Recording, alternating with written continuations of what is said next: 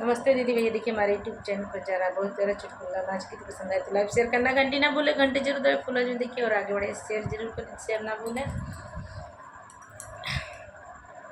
है दैया दैया हेराई गैला से जर मोरी झुलनी, है दैया दैया हेराई गैला से जर मोरी झुलनी, है दैया दैया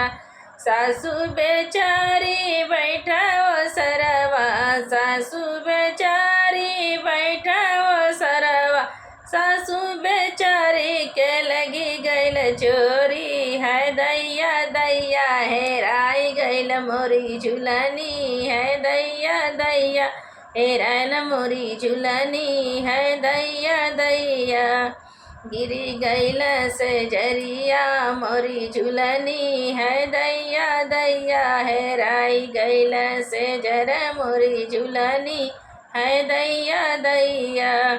जेठनी हमारी बैठा अंगनवा, जेठनी हमारी बैठा अंगनवा, ऐ जेठनी बेचारी के लगी गैल चोरी, है दैया दैया हेराइल मोरी झुलनी,